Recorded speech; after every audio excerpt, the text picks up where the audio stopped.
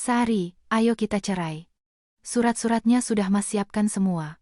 Tepat di tengah perayaan ulang tahun ke-70 ibu mertua, di hadapan semua tamu, suamiku menyodorkan dokumen perceraian kepadaku. Selama 22 tahun, aku bangun jam 4 pagi untuk memasak, merawat ibu mertua yang sakit-sakitan, membesarkan anak-anak, dan tak sekalipun aku mendengar ucapan terima kasih. 22 tahun. Baiklah, ayo. Di mana harus kutandatangani? Sudut bibir istri itu terangkat ke atas. Sang suami tidak mengerti arti senyuman itu. Sret, sret, sret. Dengan penuh semangat, di hadapan semua tamu, ia menandatangani dokumen-dokumen itu. Sambil melepaskan celemeknya yang lusuh dan berminyak, ia melemparkannya ke wajah suaminya seraya berkata, "Ini imbalan untuk 22 tahun pengabdianku. Berikan pada calon istri barumu itu." Pada hari itu, kehidupan seorang pria mulai terjerumus ke jurang, sementara kehidupan seorang wanita mulai bersemi dengan warna-warni baru yang cemerlang. Sebelum kita mulai, jangan lupa subscribe ke channel ini dan berikan like, semoga hari ini membawa banyak kebahagiaan untuk Anda. Mari kita mulai cerita hari ini. Pada hari ulang tahun ke-70 ibu mertuanya, Ibu Hartini, jam 4 pagi, Sari Wulandari seorang diri sedang memasak rendang di dapur yang remang-remang. Hanya desis minyak panas di wajan yang memecah kesunyian subuh. Di ruang makan, sudah tersaji baskom-baskom besar berisi gado-gado dan opor ayam yang ia masak sepanjang malam. Tangan Sari, seperti pada setiap hari raya selama 22 tahun terakhir, bergerak mekanis, tetapi di matanya tak ada lagi secercah harapan. Pukul 7 pagi, ponsel Sari berdering. Di layar tertera nama ibu. Sambil menyeka tangannya yang berlumuran minyak ke celemek, Sari menjawab panggilan itu. "Ibu, ada apa pagi-pagi sekali? Ada sesuatu terjadi?" "Sari, Nuk, ada yang perlu ibu sampaikan," terdengar suara bergetar di seberang telepon. "Ibu, kenapa suaranya? Ibu sakit, ada apa?" "Oh, tidak, ibu tidak sakit. Kamu ingat tanah itu? Tanah yang dulu ibu dan almarhum bapakmu beli?" "Iya. Kenapa dengan tanah itu? Ada masalah?" "Bukan masalah, Sari. Tanah itu masuk dalam rencana pembangunan kompleks perumahan elite." "Apa? Maksudnya apa, Bu?" "Kemarin ada orang dari agen properti telepon, Sari. 50 miliar rupiah." "Sari, 50 miliar. Awalnya ibu tidak percaya dengan telinga ibu sendiri. Tapi ini benar. Benar-benar nyata." Sari terdiam dengan sendok sayur di tangannya. "Bu, 50 miliar untuk tanah yang penuh ilalang itu? Yang Bapak beli dari hasil menjual mobil kijangnya?" "Iya, untuk tanah yang itu. Seandainya bapakmu masih hidup, betapa bahagianya beliau." Setelah menutup telepon, Sari duduk termenung di lantai dapur untuk waktu yang lama. Ia teringat bagaimana ibunya dulu ingin menghibahkan tanah itu kepadanya. "Bu, itu milik ibu. Itu tanah yang ibu dan bapak jaga setelah beliau tiada. Bagaimana mungkin aku menerimanya? Biarlah tetap menjadi milik ibu. Nanti, kalau aku benar-benar butuh, aku akan minta." Begitu katanya waktu itu. Itu adalah tanah yang almarhum ayahnya dan ibunya yang masih hidup jaga seumur hidup untuk putri mereka satu-satunya. Air mata mulai mengalir di pipi Sari. Pukul 9 pagi, para tamu mulai berdatangan. Ibu mertuanya, dengan kebaya mewahnya, duduk di kepala meja di ruang tamu, menerima ucapan selamat. Ketika Sari meletakkan mangkuk besar berisi soto di atas meja, ibu mertuanya mengernyit. "Loh, apa ini? Soto kok sudah dingin begini? Bagaimana bisa kamu menyajikan soto dingin ke meja? Cepat hangatkan lagi." "Iya Bu, maaf, sebentar saya bawa kembali. Sudah 22 tahun di rumah ini, tapi kerjaanmu tidak pernah ada yang beres. Mungkin memang nasibku ini yang sial. Di kehidupan sebelumnya, jangan-jangan aku ini pengkhianat negara." Sari, dengan kepala tertunduk, membawa kembali mangkuk soto ke dapur. Selama 22 tahun, ia telah mendengar intonasi itu ribuan kali. Di ruang depan, muncul Rina, adik iparnya. Sambil memindai ruang tamu, ia menghampiri Sari. "Ya ampun, Mbak Sari, apa-apaan ini? Menata meja saja tidak bisa, kenapa garpu di sisi ini, sendoknya kok diletakkan begini? Ini meja makan atau kandang babi?" "Oh, maaf, Rin. Tadi buru-buru jadi tidak sadar, sebentar Mbak perbaiki." "Hadeh, 22 tahun tapi ya begini-begini saja. Kamu itu tidak pernah tinggal sama ibu, makanya tidak belajar apa-apa. Terpaksa aku sendiri yang harus turun tangan biar semuanya rapi." Adik iparnya itu berdecak lalu menghampiri ibunya. Tak lama, datanglah putra dan putrinya yang sudah dewasa, Doni dan Ani. Sari keluar ke teras untuk menyambut mereka, tetapi keduanya berjalan melewatinya begitu saja. Nenek, selamat ulang tahun. Nenek adalah yang terbaik. Nenek, sehat selalu ya, panjang umur. Ini ada hadiah buat nenek. Sari menatap kepergian anak-anaknya dengan senyum pahit. Pukul 11 siang, saat para tamu mulai menyantap hidangan, suaminya, Andi, memanggil Sari ke sudut dapur. Sambil meremas celemeknya yang basah oleh keringat, Sari menatap suaminya. Ada apa, Mas? Tidak lihat aku sibuk sekali, tangan cuma 2. Suaminya mengeluarkan sebuah amplop dari sakunya. Sari, ayo kita cerai. Surat-suratnya sudah Mas siapkan semua. Tangan Sari membeku. Apa? Apa yang barusan kamu bilang, Mas? Ayo kita cerai, ku bilang. Kamu tidak tuli, kan? Sekarang? Tepat di tengah acara ulang tahun ibumu? Kamu waras, Mas? Ibu mengenalkanku pada seorang wanita. Angelina, ingat perawat yang dulu merawat ibu? Aku mau memulai hidup baru dengannya. Aku juga ingin hidup untuk diriku sendiri. Sari memejamkan matanya sejenak, lalu membukanya kembali. Panggilan telepon dari ibunya pagi tadi terlintas di benaknya. Sudut bibirnya perlahan terangkat. Baiklah, ayo. Ayo kita cerai. Di mana aku harus tanda tangan? Sini berikan. Apa? Apa katamu barusan? Suaminya tampak bingung. Kenapa? Kaget? Kamu pikir aku akan menangis, memohon, dan berpegangan pada kakimu? Selama 22 tahun ini, apa yang pernah kamu lakukan untukku? Sari, kamu kenapa? Kamu aneh sekali. Yang aneh itu kamu, Mas.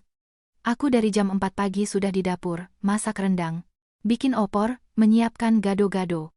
Semua untuk ulang tahun ibumu. Dan kamu bilang ayo kita cerai. Bagus.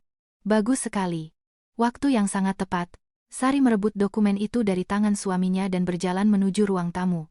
Suaminya buru-buru meraih lengannya. Hei, mau kemana kamu?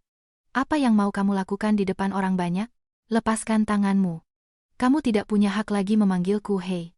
Sari menyentakkan tangannya dan berjalan ke tengah ruang tamu yang penuh sesak. Ibu mertuanya menatapnya dari kursi utama. Hei, kamu ngapain di situ? Masih banyak makanan yang harus disajikan. Tempatmu itu di dapur. Sari berdiri tepat di hadapan ibu mertuanya, pandangan semua tamu tertuju padanya. Bu, selamat ulang tahun. Oh ya, satu lagi, mulai hari ini, saya bukan lagi menantu ibu. Wajah ibu mertuanya mengeras. Dasar gila. Kamu ngomong apa? 22 tahun, Bu. 22 tahun saya bangun sebelum matahari terbit. Memasak, bersih-bersih, mencuci, merawat ibu, membesarkan anak-anak. Setiap ada perayaan, saya yang memasak semuanya dan mencuci piring segunung. 10 jari saya pecah-pecah, tapi tak sekalipun saya mendengar ucapan terima kasih, tidak satu kali pun. Memangnya kenapa? Bukankah itu tugas seorang menantu? Apa kamu kelaparan di sini? Apa kamu tidak punya baju? Makanan dan pakaian itu bayaran atas kerja kerasku, atas darah dan keringatku. Aku tidak mendapatkannya secara cuma-cuma. Bahkan pembantu rumah tangga pun hidupnya lebih baik. Para tamu mulai berbisik-bisik, adik iparnya melompat dari kursinya.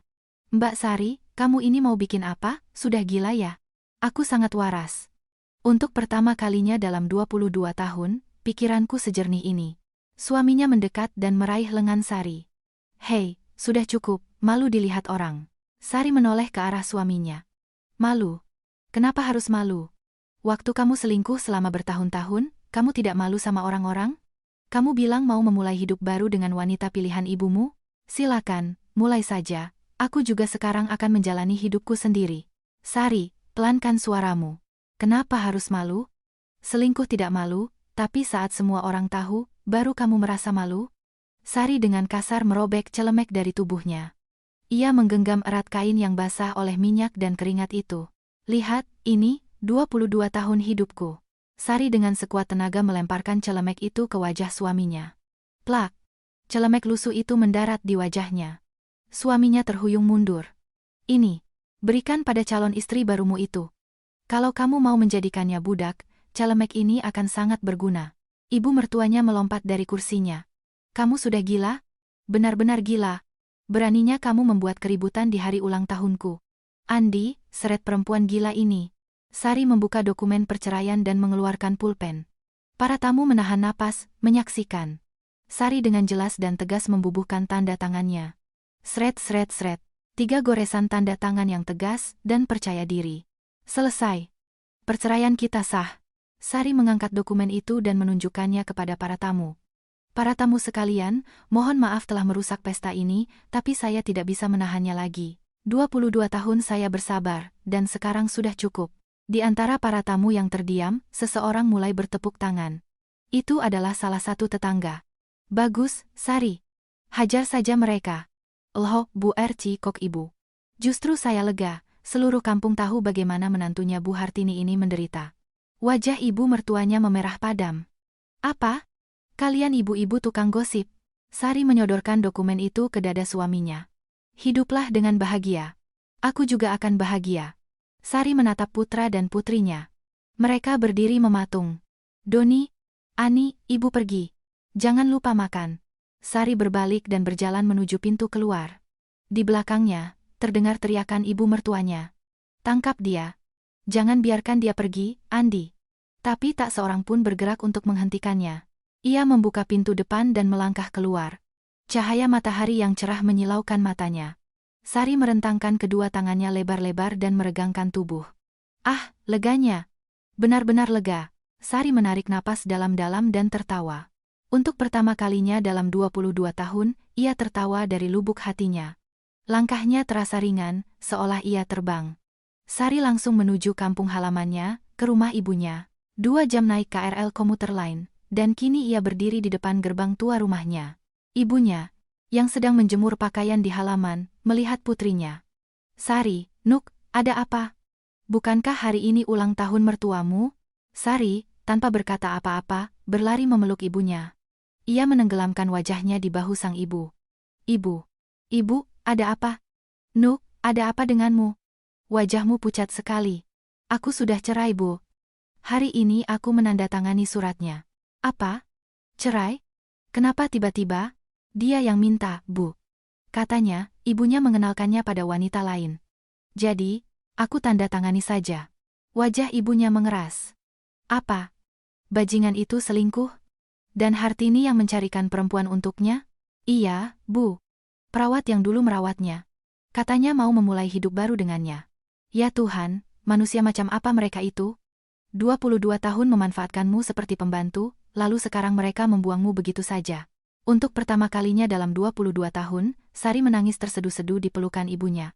Sang ibu, sambil mengelus punggung putrinya, ikut menangis. Menangislah, Nuk, menangis saja. Keluarkan semuanya. Betapa lama kamu sudah menahan semua ini, putriku. Sementara itu, di rumah tempat pesta ulang tahun berlangsung, suasana kacau balau. Ibu mertuanya memukul-mukul meja dan berteriak. Perempuan gila itu. Benar-benar sudah gila. Dia mempermalukanku di depan semua orang di hari ulang tahunku. Bu, tenang, Bu. Nanti tensinya naik. Tenang? Bagaimana bisa tenang? Seluruh kampung melihatnya. Bagaimana aku bisa bertemu orang-orang setelah ini? Para tamu, sambil berbisik-bisik, satu persatu pamit pulang. Di dekat gerbang, 2 orang tetangga berbicara pelan. Kan sudah kubilang. Dia pikir tidak ada yang tahu bagaimana dia menyiksa menantunya. Betul. 22 tahun diperlakukan seperti budak, hari ini rasanya hatiku ikut lega. Ibu mertuanya mendengar ucapan mereka. Apa yang kalian bicarakan, dasar tukang gosip. Tapi para wanita itu sudah berjalan keluar gerbang. Setelah semua tamu pulang, Andi masuk ke kamar dan mengambil ponselnya. Ia menekan sebuah nomor. Halo sayang. Bagaimana pestanya? Terdengar suara wanita muda. Angelina, ini aku. Sudah selesai. Aku sudah cerai. Dia sudah tanda tangan. Benarkah? Wah, sayang, kamu hebat sekali. Akhirnya kamu melakukannya. Kamu sudah berusaha keras, sayang. Terima kasih, Angelina. Sayang, bagaimana dengan pembagian hartanya, apartemennya? Ekspresi wajah Andi sedikit berubah. Yah, apartemen dibagi 2, tabungan juga dibagi 2. Apartemennya harganya berapa, tabungannya ada berapa? Nanti kita bicarakan kalau bertemu, ya. Sayang, kenapa kamu menyembunyikan sesuatu dariku? Apartemennya berapa harganya? Kira-kira 6 miliar rupiah. Tabungan juga ada sedikit. 6 miliar, berarti dibagi 2 jadi 3 miliar. Cuma segitu? Suara Angelina menjadi dingin. Yah, kalau dikurangi cicilan KPR, jadi lebih sedikit lagi. Aduh, sayang, jangan ada rahasia di antara kita ya. Sudahlah, nanti kita bicara lagi. Angelina menutup telepon. Andi, sambil menatap keluar jendela, menghela napas. Fakta bahwa istrinya begitu mudah menyetujui perceraian entah kenapa membuatnya merasa tidak tenang. Beberapa hari kemudian, kabar perceraian itu menyebar ke seluruh lingkungan. Rina, sang adik ipar, di salon langganannya, mengeluh kepada teman-temannya. Duh, pusing banget aku, girls. Kenapa, ada apa? Itu loh, istrinya kakakku, sudah sinting. Bayangin, di acara ulang tahun ibu dia bikin skandal, bilang mau cerai. Ya ampun, kok bisa di acara ulang tahun bikin keributan begitu? Nah, itu dia. Kalian tidak tahu betapa syoknya ibuku. Sampai sekarang beliau masih terbaring di tempat tidur. Penata rambut yang sedang menata rambutnya bertanya, memangnya kenapa mereka tiba-tiba cerai? Entahlah. Tiba-tiba saja dia mengamuk. Padahal aku baik sekali loh sama dia. Setiap hari raya ku kasih uang, ulang tahunnya juga selalu kuucapkan selamat. Rina, tanpa menyebutkan 22 tahun perlakuan buruknya pada kakak iparnya, bahkan mulai menitikkan air mata. Mbak Rina, sabar ya, Mbak. Iya nih. Benar-benar tidak tahu terima kasih. Malam itu, Andi menelepon putranya. Don, ini Papa. Kamu sudah dengar? Papa dan Mama cerai. Oh, iya, tahu. Kamu tidak apa-apa? Tidak syok? Syok kenapa? Itu kan keputusan Papa dan Mama. Aku tidak ada urusannya. Aku kan sudah dewasa. Iya. Terima kasih kamu mengerti. Papa benar mau menikah dengan perempuan itu? Iya, sepertinya begitu. Dia wanita yang baik. Oh, begitu. Itu hidup Papa. Doni dengan acuh tak acuh menutup telepon. Kemudian Andi menelepon putrinya. Ani, kamu juga sudah dengar dari kakakmu? Iya, sudah. Papa sama Mama mau cerai, kan? Iya. Papa juga ingin memulai hidup baru. Terserah Papa saja. Ani, kamu ada hubungi Mama? Tidak. Memangnya kenapa? Aku harus menghubunginya. Ya, sekadar. Mama itu bisa apa selain urusan rumah tangga? Nanti setelah cerai dia mau hidup dari mana? Huf. Ani menutup telepon. Andi sedikit tersinggung dengan kata-kata putrinya, tetapi ia segera menepis pikiran itu. Seminggu kemudian, Andi menelepon Sari. Halo, ini aku. Kita perlu bicara soal pembagian harta. Apa yang mau dibagi? Jangan dibuat rumit. Apartemen dan tabungan bagi 2, selesai. Oh, iya, begitu saja. Uang tunjangan. Aku tidak butuh uang tunjangan. Apa, kamu tidak akan menuntut? Tidak. Aku tidak butuh sepeser pun darimu. Jadi, ayo kita selesaikan semuanya secepatnya. Andi bingung. Hei, kamu ini kenapa? Ada yang aneh? Tidak ada yang aneh. Aku hanya tidak mau melihat wajahmu lagi, jadi aku ingin semuanya cepat selesai. Kirim saja dokumennya. Sari dengan tegas memutus panggilan. Andi menatap ponselnya untuk waktu yang lama. Setelah perceraian resmi diurus, Sari kembali ke rumah ibunya. Ibunya duduk di teras, menunggunya. Sari, Nuk, sini duduk. Ibu mau bicara sesuatu.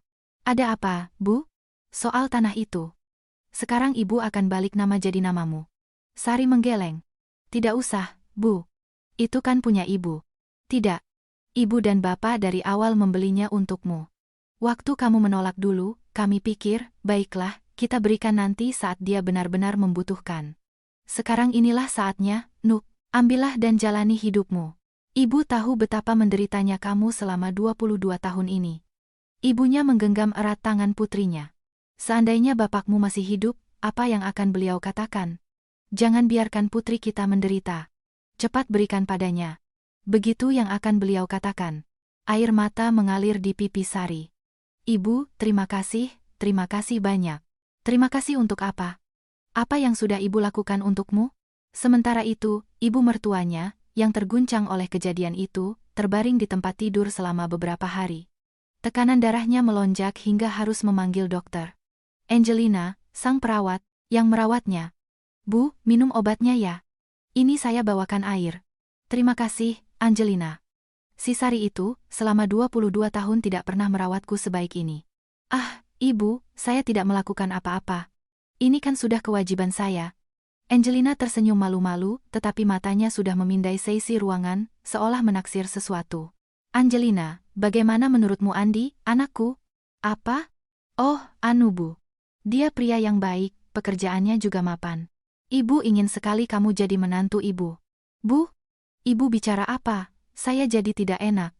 Pada hari ketika dokumen perceraian final dan akta hibah tanah ditandatangani, Sari berdiri di depan kantor notaris dan menarik napas dalam-dalam. Di tangannya ada sertifikat hak milik yang tertera namanya. 50 miliar, bisik Sari sambil menatap dokumen itu. Bapak, terima kasih. Ibu, terima kasih. Malam itu, Sari dan ibunya makan malam sederhana. Ibunya meletakkan sepotong lauk yang paling enak ke piring putrinya. Makan yang banyak, Nuk. Selama ini kamu kurus sekali. Sekarang harus makan enak dan kumpulkan tenaga. Bu, sekarang aku harus apa? Jangan terburu-buru, pikirkan baik-baik. Tidak perlu tergesa-gesa. Uang. Sari menyuapkan makanan ke mulutnya. Untuk pertama kalinya dalam 22 tahun, ia menyantap masakan ibunya. Bu, enak sekali. Masakan ibu adalah yang paling enak di dunia. Ya sudah, makan lagi. Mau tambah? Iya, mau. Sari tersenyum. Ibunya membalas senyumannya. Sambil makan, Sari bergumam pelan. Bu, ini baru permulaan. Sekarang, aku akan menjalani hidupku yang sesungguhnya. Sebulan setelah perceraian, rumor bahwa Sari kini memiliki tanah senilai 50 miliar rupiah menyebar ke seluruh penjuru. Mendengar hal itu, ibu mertuanya melompat dari tempat tidur. Apa? 50 miliar? Omong kosong apa ini? Bu, jangan panik, nanti tensinya naik. Angelina mengelus punggung ibu mertuanya. Bagaimana tidak panik? Dari mana perempuan miskin dan keluarganya itu punya uang 50 miliar? Andi, di mana kamu? Dari kamar, suaminya berlari keluar. Ada apa, Bu? Istrimu, mantan istrimu itu, katanya dia punya tanah senilai 50 miliar. Apa? 50 miliar? Iya. Seluruh kampung membicarakannya. Cepat cari tahu. Cek ke kantor pertanahan atau apalah. Andi berlari keluar rumah dan bergegas ke kantor BPN. Setelah mendapatkan salinan sertifikat, matanya terpaku pada baris-baris tulisan. Nama, Sari Wulandari. Luas. Nilai jual objek pajak, 50.000 rupiah. Kaki Andi lemas. Ia ambruk di kursi di ruang tunggu. Bapak tidak apa-apa? Tanya seorang petugas. Tapi suaranya tak sampai ke telinga Andi. Ini benar. Benar. 50 miliar. Andi memegangi kepalanya. Apa yang telah kulakukan? Kenapa aku begitu mudah melepaskannya? Seharusnya aku curiga saat dia menolak uang tunjangan. Perlu saya ambilkan minum, Pak? Tidak, terima kasih. Sambil terhuyung, Andi keluar dari kantor BPN. Malam harinya, saat ia kembali ke rumah, ibu mertuanya dan Angelina sudah menunggunya di ruang tamu. Jadi, bagaimana? Benar? Benar, Bu. 50 miliar. Wajah ibu mertuanya memucat. Ya Tuhan, jadi selama ini dia menyembunyikannya? Bukan, sepertinya dia menerimanya dari ibunya setelah kita cerai. Maksudmu itu tanah ibunya? Iya, dibeli waktu ayahnya masih hidup, dan sekarang lokasi itu akan dibangun perumahan. Angelina berdiri dari sofa. Sayang, kalau begitu kita harus menggugatnya. Itu kan harta Gonogini, bukan? Bukan. Dia menerimanya setelah kita cerai. Tapi pasti ada caranya, kan? Coba tanya pengacara. Kita harus mendapatkan uang itu, bagaimanapun caranya. Ibu mertuanya mengangguk. Iya, Angelina benar. 22 tahun hidup bersama, masa pergi begitu saja tanpa meninggalkan sepeser pun? Keesokan harinya, Andi pergi ke kantor pengacara. Sang pengacara, setelah mempelajari dokumennya, menggelengkan kepala. Pak Andi, terus terang saja, ini tidak mungkin. Kenapa? Ini 50 miliar, loh. Saya paham, 50 miliar.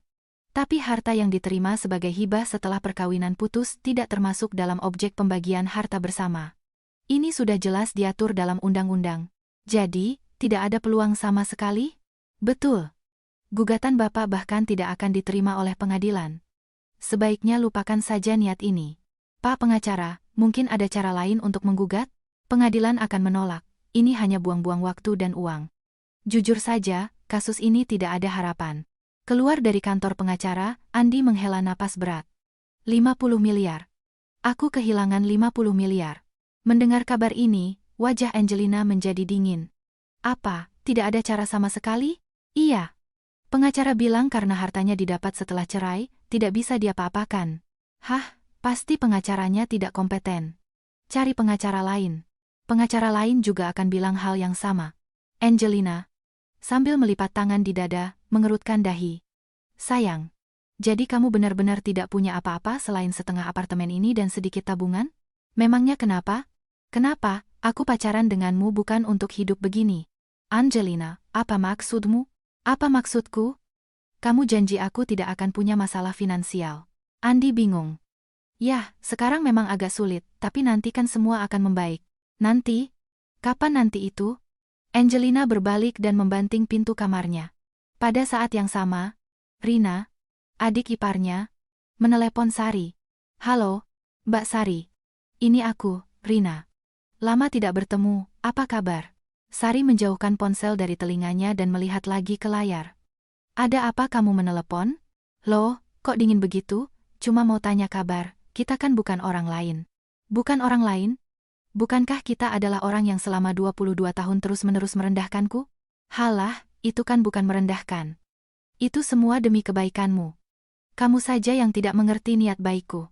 Sari tertawa sinis. Mbak Rina, kalau ada perlu, katakan saja. Aku sibuk. Oh iya, kalau begitu langsung saja. Mbak, ayo kita ketemuan, makan siang. Aku yang traktir. Kita ke restoran yang enak. Tidak perlu. Aku sibuk, jadi kututup teleponnya. Tunggu, Mbak Sari. Aku sekarang lagi kesulitan. Pinjam uang dong, sedikit saja. Pasti aku kembalikan. Mata Sari menjadi sedingin es. Apa? Pinjam uang? Iya, sedikit saja, cuma 200 juta kok. 200 juta itu sedikit? Mbak Rina, sadarlah. Atas dasar apa aku harus meminjamkanmu uang? Atas 22 tahun penghinaan? Hei, kita kan pernah jadi saudara. Pernah. Kita sudah cerai. Saudara apa lagi? Jangan telepon aku lagi. Sari dengan kasar memutus panggilan. Tak lama kemudian, masuk pesan dari istri adik iparnya yang lain. Mbak Sari, Mbak pasti menderita sekali selama ini. Aku ingin sekali mentraktir Mbak makan siang. Kalau ada waktu, kabari ya. Sari. Setelah membaca pesan itu, tersenyum sinis dan langsung menghapusnya. Semua tikus keluar dari sarangnya setelah mencium bau uang. Sementara itu, Sari bersama ibunya datang ke sebuah agen konsultan keuangan. Ia tidak tahu bagaimana harus mengelola uang sebanyak itu. Mereka disambut oleh seorang konsultan, Bapak Iwan Santoso. Selamat pagi. Silakan masuk. Ibu sudah membuat janji, ya? Ibu Sari Wulandari, betul? Iya, betul, saya. Silakan duduk. Ceritakan saja, jangan sungkan. Setelah mendengarkan kisah Sari, Bapak Iwan mengangguk. Dengan dana sebesar ini, ada beberapa pilihan. Tapi izinkan saya bertanya satu hal. Iya, apa itu? Ibu Sari, ibu sendiri ingin hidup seperti apa ke depannya? Apakah hanya ingin menginvestasikan uang dan hidup dari bunganya, atau ibu ingin melakukan sesuatu? Sari berpikir lama. Selama 22 tahun, tidak ada yang pernah menanyakan hal itu padanya. Saya ingin tinggal bersama ibu di tempat yang tenang. Jakarta terlalu bising, banyak kenalan. Saya ingin pergi ke tempat yang jauh dan memulai semuanya dari awal. Bapak Iwan tersenyum. Kalau begitu, saya punya penawaran yang sangat bagus. Bagaimana dengan guest house di Bali? Guest house? Iya. Membeli guest house kecil dengan pemandangan laut dan mengelolanya sendiri. Ibu bisa tinggal bersama ibunda di Bali. Udaranya bersih, pemandangannya indah, mata Ibu Sari berbinar. Bali, Sari. Itu ide yang bagus sekali. Seumur hidup ibu ingin sekali ke Bali. Bu, jangan langsung begitu. Pikirkan dulu. Tinggal dengan pemandangan laut, betapa indahnya. Bapak Iwan mengeluarkan sebuah map berisi dokumen. Kebetulan ada satu properti yang cocok. Silakan dilihat. Sari mengambil dokumen itu dan mulai memeriksanya.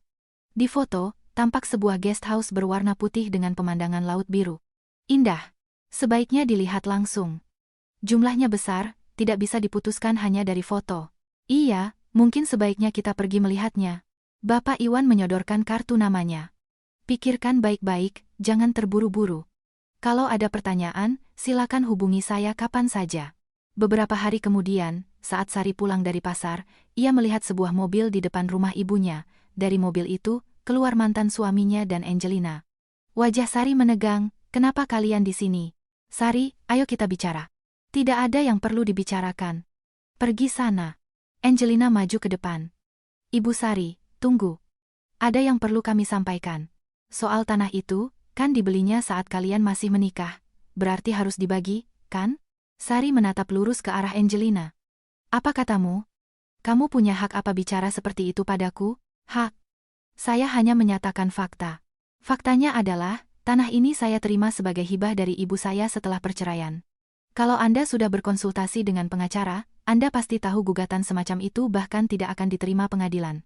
Andi mendekati Sari. Sari, kita kan sudah hidup bersama 22 tahun. Secara manusiawi, dong. Manusiawi? Apa yang sudah kalian lakukan padaku selama 22 tahun ini sehingga sekarang kalian bicara tentang kemanusiaan? Sari, aku sekarang juga sedang susah. Ibu di rumah sakit, butuh banyak biaya pengobatan. Lalu, apa hubungannya denganku? Kita sudah cerai. Angelina ikut campur. Bagaimana bisa Anda tidak malu? Punya uang 50 miliar tapi pelit sekali. Masa tidak bisa berbagi sedikit? Sari menatap Angelina dengan dingin. Nona, kalau Anda sudah merebut suami orang, hiduplah bahagia dengannya. Kenapa Anda datang kemari dan meminta uang? Anda tidak punya malu? Apa? Apa katamu? Dan Anda, Pak Andi, jangan datang kemari lagi, tidak ada yang perlu kita bicarakan. Saat itu, Bapak Iwan kebetulan lewat. Melihat kejadian itu, ia mendekat. Ibu Sari, ada apa? Anda tidak apa-apa? Andi mengamati Bapak Iwan dari atas sampai bawah. Kamu siapa? Ikut campur saja. Saya konsultan properti Ibu Sari. Ada apa Anda di sini? Bukan urusanmu. Bapak Iwan melangkah maju. Sepertinya Ibu Sari tidak nyaman dengan percakapan ini. Sebaiknya Anda pergi. Apa? Beraninya kamu? Andi mengepalkan tangannya. Angelina segera menarik lengannya. Sayang, ayo pergi. Membuat keributan di sini tidak akan menyelesaikan apa-apa. Tapi orang ini. Ayo, ku bilang. Malu dilihat orang. Andi dan Angelina berbalik dan pergi. Sambil berjalan, Angelina menoleh dan bergumam, siapa pria itu? Kenapa dia ikut campur? Mereka ada hubungan apa? Mana ku tahu. Pasti ada apa-apa, baru cerai sudah dapat pria baru. Cih, menjijikan. Setelah mereka pergi, Bapak Iwan bertanya pada Sari, Anda baik-baik saja, pasti tadi sangat kaget. Saya tidak apa-apa. Terima kasih sudah membantu. Sama-sama.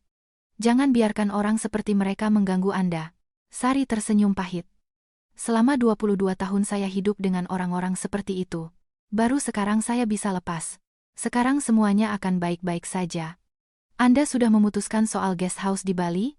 Belum, tapi saya berencana pergi melihatnya. Ibu saya juga suka idenya. Itu keputusan yang tepat. Kalau sudah tahu kapan mau berangkat, kabari saya, nanti saya atur semuanya. Baik, terima kasih. Malam itu, Sari menelepon ibunya. Bu, ini aku. Tadi mereka datang. Apa, si Andi, datang sama perempuannya itu, mau apa? Minta uang, Bu. Ya Tuhan. Tidak tahu malu sekali. Lalu kamu bilang apa? Aku bilang, secara hukum mereka tidak berhak apa-apa karena tanah itu aku terima setelah cerai. Bagus.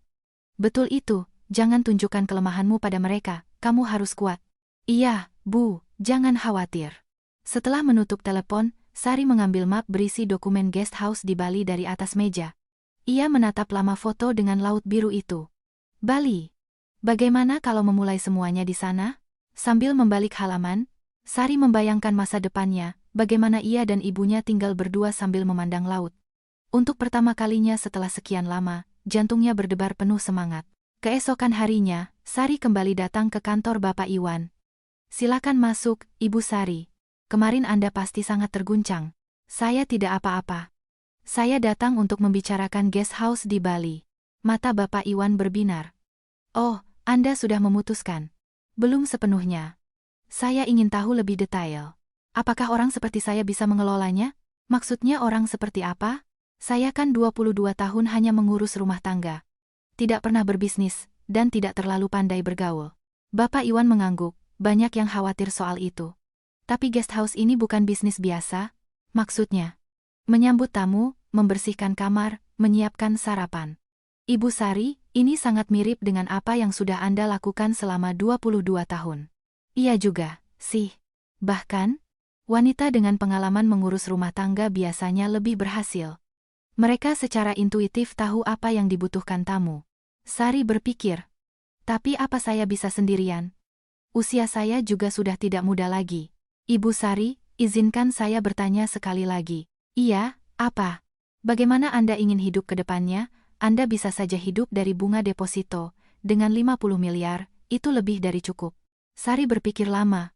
Saya ingin tinggal dengan ibu di tempat yang tenang. Iya, Jakarta terlalu bising, banyak kenalan. Kemanapun saya pergi, rasanya semua orang berbisik di belakang saya. Saya ingin pergi jauh, ke tempat di mana tidak ada yang mengenal saya, dan memulai semuanya dari awal. Bapak Iwan tersenyum. Kalau begitu, Bali adalah pilihan yang sempurna. Lautnya indah, udaranya bersih, dan baik untuk kesehatan ibu Anda. Bisakah kita pergi melihatnya? Tentu saja. Saya akan atur semuanya. Beberapa hari kemudian, Sari bersama ibunya naik pesawat menuju Bali. Ibunya, yang menatap dari jendela, tak henti-hentinya berdecak kagum. Wah, Sari, Nuk, ibu naik pesawat. Ibu baru pertama kali, ya? Tentu saja, seumur hidupku yang sudah 70 tahun ini. Oh, jadi begini bentuk awan itu, seperti gulali. Ibu tidak pusing? Tidak. Saking senangnya, tidak sempat pusing. Ibunya, seperti anak kecil, memandangi dunia di luar jendela. Sari menatapnya dan tersenyum.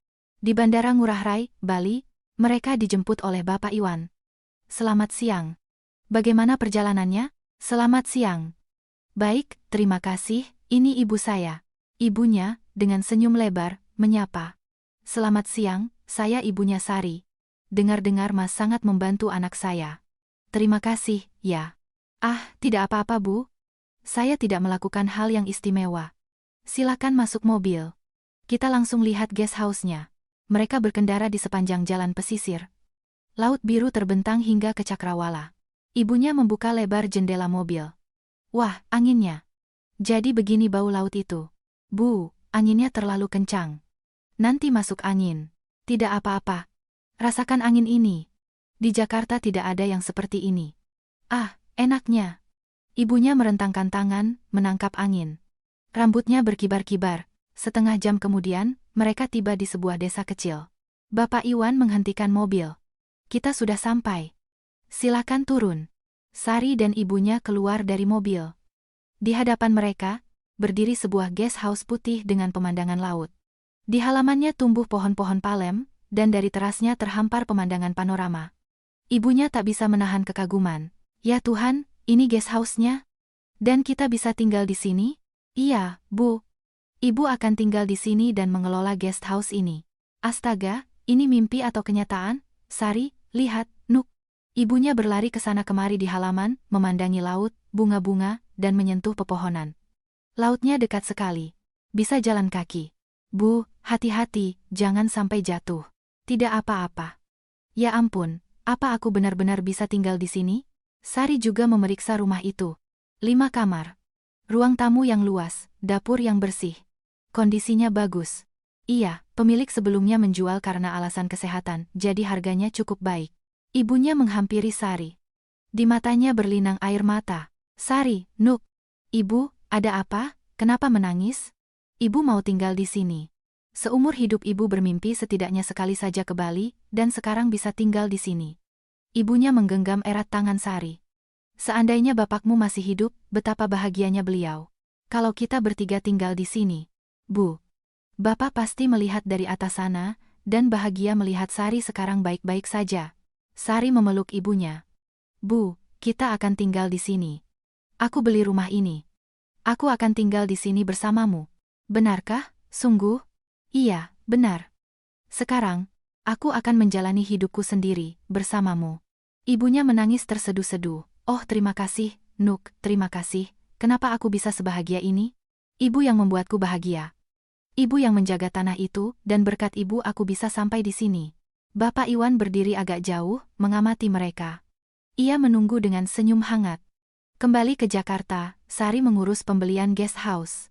Bapak Iwan membantunya dengan dokumen-dokumen, tanda tangan di sini. Baik. Sari dengan mantap menuliskan namanya. Guest house itu resmi menjadi miliknya. Selamat Bu pemilik. Pemilik. Rasanya aneh. Sekarang Anda adalah pemilik yang sesungguhnya. Pemilik guest house di Bali. Sari tersenyum kecil. Masih belum percaya. Nanti kalau renovasinya selesai, Anda akan percaya. Kita akan membuatnya jadi cantik. Terima kasih, Pak Iwan. Anda sangat membantu saya. Bukan apa-apa. Anda yang hebat. Anda berani mengambil keputusan. Sementara itu, di kantor, Putrasari, Doni, menghadapi masalah. Karena tekanan dari atasan, ia membuat kesalahan serius. Doni menelepon ayahnya. "Pa, ini aku. Tolong aku, Pa." "Ada apa?" "Ada masalah di kantor. Aku butuh uang." "Berapa?" 50 juta. Ayahnya menghela napas. "Don, maaf, tapi Papa juga sedang tidak punya uang." "Pa, aku butuh sekali." "Sedikit saja." "Benar-benar tidak ada. Cicilan apartemen, biaya pengobatan nenek, Papa tidak punya 50 juta. Tidak ada. Cari cara lain." "Pa, aku juga sedang susah." "Sudah dulu, ya." Ayahnya menutup telepon. Doni menatap ponselnya dengan bingung. "Papa tidak meminjamiku bahkan 50 juta. Pada saat yang sama, Ani, putrinya, datang ke rumah ayahnya. Ia menekan bel, dan Angelina yang membukakan pintu. Datang juga. Mata Ani membelalak. "Maaf, saya Ani, Papa ada." "Ada, di dalam." "Masuk saja." Wajah Ani menegang. Angelina berbicara dengannya tanpa basa-basi. Masuk ke dalam apartemen, Ani melihat Angelina sudah sepenuhnya menjadi nyonya rumah. Jejak ibunya tak tersisa sedikit pun. Perabotan dipindahkan, gorden diganti, semua foto di dinding sudah berbeda. "Papa." Dari kamar, ayahnya keluar. "Ani, kamu datang. Sudah makan?" "Pa, kenapa perempuan itu bicara kamu padaku?" Ayahnya bingung. "Yah, Angelina, sebaiknya kamu panggil Ani dengan sebutan yang lebih sopan." Angelina, sambil merebahkan diri di sofa, berkata, "Halah, santai saja, sebentar lagi juga jadi keluarga. Kenapa harus formal?" "Ani, mau kopi?" Wajah Ani memerah. "Keluarga? Siapa? Aku tidak sudi sekeluarga dengan perempuan ini." "Kamu kenapa, sih? Dia kan pacar Papa." "Pacar? Perempuan yang merebut suami orang itu pacar? Hei, kamu ngomong apa?" Angelina melompat dari sofa. "Kamu barusan bilang hei padaku? Pa, perempuan macam apa ini?" "Ani, tenang." "Angelina, kamu juga tahan emosi. Kenapa aku harus menahan diri? Dia yang tidak sopan padaku. Kelihatan sekali, anak sama ibunya, kelakuannya sama. Bikin takut saja." Angelina tersenyum sinis. Mata Ani menyala karena marah. "Jangan berani-berani menyebut nama ibuku. Pa, aku pulang. Aku tidak bisa di sini selama ada perempuan ini." "Ani, tunggu." Ani berlari keluar apartemen dan membanting pintu. Pintu tertutup dengan keras. Angelina, sambil melipat tangan, berkata, "Dasar anak tidak sopan." "Angelina, dia kan putriku. Terus kenapa kalau putrimu? Bukan berarti dia boleh bicara seenaknya pada orang yang lebih tua." Ayahnya tak bisa berkata apa-apa dan hanya bisa terdiam.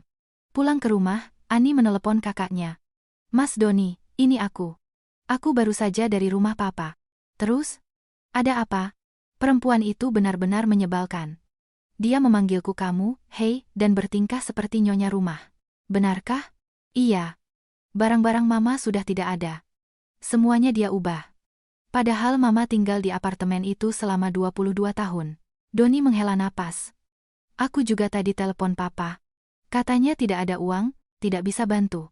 "Benarkah? Kamu juga?" "Iya. Bahkan 50 juta pun tidak ada." "Wah, Papa tidak meminjamimu 50 juta.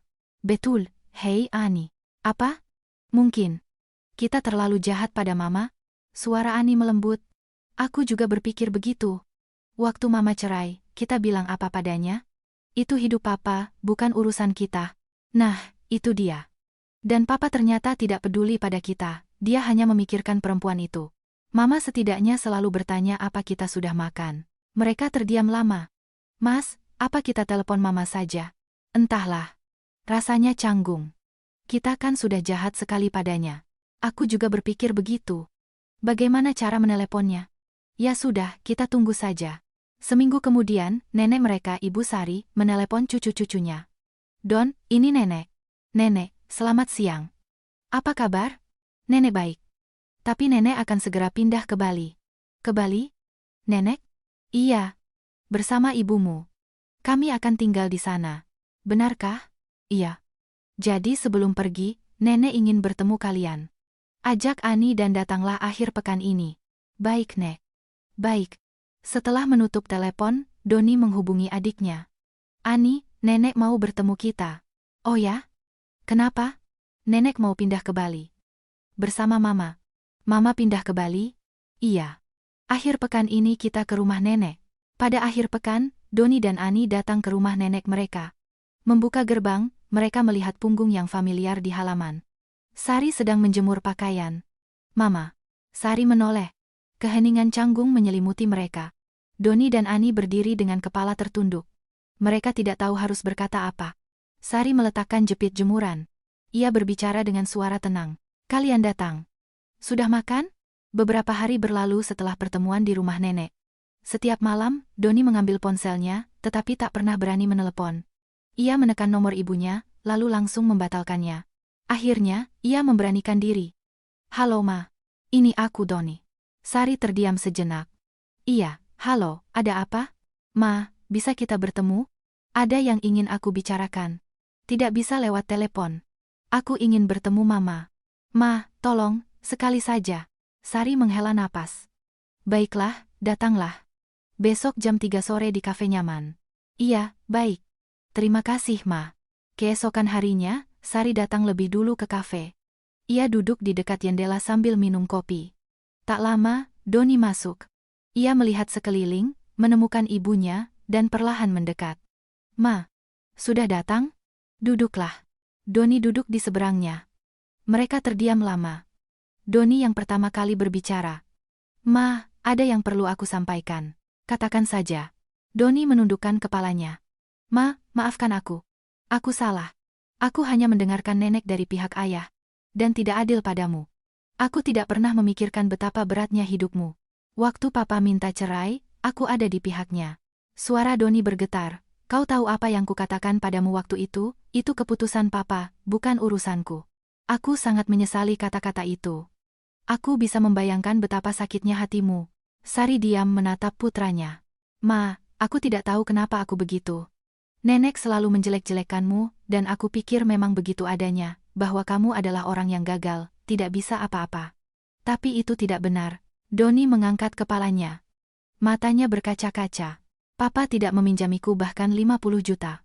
Waktu aku punya masalah di kantor, dia bilang aku harus menyelesaikannya sendiri dan menutup telepon. Tapi kamu selalu ada untukku. Waktu aku sakit, kamu menjagaku semalaman. Waktu aku ujian, kamu menyiapkan bekal untukku. Doni. Ma, maafkan aku. Aku akan berusaha memperbaikinya. Meskipun terlambat, aku ingin menjadi anak yang baik. Mata Sari memerah. Ia perlahan mengulurkan tangan dan menggenggam tangan putranya. Sudah, cukup. Ma, kamu benar-benar memaafkanku? Apa yang harus dimaafkan? Kamu kan anakku. Doni menangis terseduh-seduh. Mama, maafkan aku, maaf. Jangan menangis. Laki-laki dewasa menangis di kafe. Malu. Kenapa harus malu? Boleh kan menangis di depan ibu sendiri? Sari tersenyum kecil. Ya sudah, menangislah. Lap ingusmu. Sari menyodorkan tisu. Doni, setelah membersihkan hidungnya, tersenyum. Ma, terima kasih. Kamu bisa saja tidak memaafkanku. Bodoh. Bagaimana mungkin seorang ibu meninggalkan anaknya? Beberapa hari kemudian, Ani datang ke rumah neneknya. Sari sedang menyiram bunga di halaman. Mama. Sari menoleh. Ani berdiri sambil menangis. Ani, ada apa? Kenapa? Ani berlari memeluk ibunya. Ia menenggelamkan wajahnya di bahu sang ibu. Ma, maafkan aku juga. Aku sudah dengar semua dari Mas Doni. Dengar apa? Bahwa dia sudah minta maaf padamu, dan kamu memaafkannya. Lalu? Ani menangis terseduh-seduh. Maafkan aku juga, Ma. Kau tahu apa yang kukatakan waktu itu? Bahwa kamu tidak bisa apa-apa selain urusan rumah tangga. Aku bertanya kamu mau hidup dari mana setelah cerai. Aku tidak tahu kenapa aku bicara begitu. Nenek selalu bilang begitu, dan aku pikir memang benar. Tapi setelah kamu tidak ada, aku baru sadar betapa aku merindukanmu. Air mata mengalir di pipi Ani. Aku melihat perempuan itu berkuasa di rumah kita. Dia membuang semua barangmu dan mengubah segalanya. Padahal kamu tinggal di sana 22 tahun. Dan dia memanggilku kamu, hei. Kamu tidak pernah sekalipun memanggilku begitu. Sari memeluk putrinya. Sudah, cukup, jangan menangis. Kamu pasti membenciku. Tentu saja tidak. Mana mungkin aku membencimu? Kamu kan putriku. Ma, aku benar-benar salah. Sekarang aku akan menurut padamu. Menurut apa? Kamu kan sudah dewasa. Ani menangis lama di pelukan ibunya. Sari mengelus punggungnya. Beberapa hari kemudian, Sari mengadakan makan malam bersama anak-anaknya. Mereka duduk di teras rumah nenek. Neneknya membawakan piring-piring makanan dari dapur. Cucu-cucuku, tersayang, makan yang banyak ya. Nenek masakan yang enak-enak. Terima kasih Nek, masakan nenek paling enak. Doni dan Ani memuji masakannya. Sari, sambil meletakkan garpunya, berbicara. Don, Ani, ada yang perlu Mama sampaikan. Iya, Ma, apa? Mama akan pindah ke Bali bersama nenek. Mata Doni dan Ani membelalak. Ke Bali? Benarkah? Iya. Mama sudah membeli guest house. Mama akan mengelolanya. Mama akan tinggal di sana bersama nenek. Ani menatap ibunya dengan cemas. Ma, apa Mama bisa sendirian? Bisnis itu tidak mudah. Tidak apa-apa, ada yang membantu. Percayalah pada Mama. Sari menatap kedua anaknya bergantian. Mama tidak minta apa-apa dari kalian. Jangan khawatirkan Mama. Urus diri kalian baik-baik. Mama akan hidup dengan baik. Doni mengangguk. Baik, Ma. Tapi kami akan sering datang menjenguk Mama. Aku juga akan datang, kata Ani. Begitu dapat cuti, aku langsung datang. Baiklah. Kalau mau datang, telepon dulu, nanti Mama siapkan kamar. Nenek mereka, sambil tersenyum, berkata, nanti kalau cucu-cucu nenek datang, nenek masakan yang enak-enak. Di Bali makanan lautnya enak, kan? Benar, Nek. Aku suka sekali seafood. Baik, baik, nenek akan masak banyak. Seminggu kemudian, renovasi guest house di Bali selesai. Sari dan ibunya mengemasi barang-barang mereka dan meninggalkan Jakarta. Di bandara, mereka diantar oleh Doni dan Ani. Ma, hati-hati di jalan. Sampai sana, telepon ya. Nenek, jaga diri baik-baik, jangan angkat yang berat-berat. Nenek mereka memegang tangan cucu-cucunya. Iya, kalian juga jaga diri, jangan telat makan. Iya. Nek. Sari menatap anak-anaknya. Kalian hiduplah dengan baik. Kalau ada kesulitan, telepon Mama. Iya Ma. Kami akan datang. Aku akan menunggu. Sari dan ibunya berjalan menuju gerbang keberangkatan. Doni dan Ani melambaikan tangan sampai bayangan mereka menghilang. Sementara itu, kondisi ibu mertua Sari memburuk drastis. Karena penyakit kronisnya kambuh, ia harus dirawat di rumah sakit. Andi berkata pada Angelina, Angelina, ibu masuk rumah sakit, ayo kita jenguk. Angelina mengerutkan dahi. Sayang, aku kan sudah berhenti jadi perawat. Kenapa aku harus ikut? Tapi kamu kan pernah merawatnya, tolong, sekali ini saja. Tidak mau. Aku benci bau rumah sakit, kepalaku jadi pusing. Angelina, aku tidak akan merawat orang sakit, itu berat. Dulu aku merawat ibumu karena dibayar. Aku tidak mau melakukannya secara gratis. Andi bingung. Lalu bagaimana? Sewa perawat? Itu kan butuh uang. Uang, itu urusanmu. Aku ini pacarmu, bukan perawat, jangan salah. Akhirnya, Andi terpaksa menyewa perawat berbayar. 2,5 juta per hari, 75 juta per bulan. Uangnya mulai menipis. Angelina, bulan ini kita harus hemat, ya. Biaya pengobatan ibu besar sekali. Hemat? Aku sudah hemat, kok. Tolong sabar sedikit. Angelina meledak. Sabar? Sabar apa lagi? Makan tidak enak, beli baju tidak bisa. Apa enaknya pacaran denganmu? Angelina, tenang. Tidak bisa tenang. Aku pacaran denganmu bukan untuk hidup begini. Mantan istrimu itu dengan 50 miliarnya sedang bersenang-senang di Bali, lalu aku dapat apa? Angelina membanting pintu kamarnya. Andi, ambruk di sofa, menghela napas. Padahal Sari melakukan semua ini sendirian. Merawat ibu, mengurus rumah. Baru sekarang ia sadar betapa banyak yang dilakukan mantan istrinya. Bangun pagi buta, memasak, bersih-bersih, mencuci, memberikan obat pada ibunya, mengantarnya ke rumah sakit. Selama 22 tahun ia melakukannya tanpa dibayar sepeser pun. Apa yang telah kulakukan? Kenapa aku begitu mudah melepaskannya? Beberapa hari kemudian, Angelina mulai mengemasi barang-barangnya. Angelina, kamu mau kemana? Aku mau pulang ke rumah orang tuaku. Mau istirahat sebentar. Ke rumah orang tua, tiba-tiba? Iya. Beberapa hari saja. Nanti aku kembali. Berapa lama? Tidak tahu. Seminggu? Aku hanya ingin istirahat. Angelina membawa kopernya, pergi. Beberapa hari itu berubah menjadi seminggu, dan seminggu menjadi 2 minggu. Ia semakin jarang menelepon. Di Bali, Sari menyelesaikan persiapan pembukaan guest house-nya. Ia memasang papan nama, membersihkan kamar-kamar, dan menghias halaman. Ia memutuskan untuk mengadakan pesta kecil untuk merayakan pembukaan. Bapak Iwan, Doni, dan Ani datang ke Bali. Ma, wow, indah sekali di sini. Ma, ini keren banget. Mama hebat. Doni dan Ani dengan takjub memandangi guest house itu. Bapak Iwan menyodorkan seikat bunga. Selamat, Bu pemilik. Semoga sukses selalu. Terima kasih, Pak Iwan. Berkat bantuan Bapak saya bisa sampai di sini. Nenek mereka, sambil menata meja di halaman, berkata, ayo, semua duduk, kita makan. Nenek sudah siapkan masakan spesial. 5 orang duduk mengelilingi meja, sate, ikan bakar, sayuran. Tawa memenuhi halaman guest house. Nek, ini enak sekali. Ya sudah, makan yang banyak. Ma, aku minta sepotong lagi. Ini, ambil. Sari menatap anak-anaknya dan ibunya. Bapak Iwan juga tertawa bersama mereka. Mata Sari berkaca-kaca. Kenapa? Ma, kok menangis? Tidak. Cuma kelilipan. Ah, menangis kan? Tidak. Sari menyeka air matanya, tersenyum. Malam harinya, setelah tamu-tamu pertama masuk ke kamar mereka, suasana guest house menjadi tenang. Sari dan ibunya duduk di teras. Di hadapan mereka terbentang laut dalam cahaya senja. Bu, apa kita benar-benar tinggal di sini? Rasanya seperti mimpi. Tidak menyangka sebelum meninggal ibu bisa tinggal di tempat seperti ini. Bu, jangan bicara soal meninggal. Ibu akan hidup panjang. Neneknya memegang tangan putrinya. Sari, Nuk. Terima kasih, ya. Berkat kamu ibu bisa tinggal di tempat seperti ini. Aku tidak melakukan apa-apa. Ibu yang menjaga tanah itu, dan aku bisa datang ke sini. Ah, itu kan memang milikmu. Sinar senja mewarnai wajah mereka dengan warna kemerahan. Angin laut yang sepoi-sepoi membelai mereka. Sari menyandarkan kepalanya di bahu ibunya. Bu, terima kasih sudah melahirkanku. Tidak meninggalkanku. Kamu bicara apa? Mana mungkin seorang ibu meninggalkan anaknya? Tetap saja, terima kasih.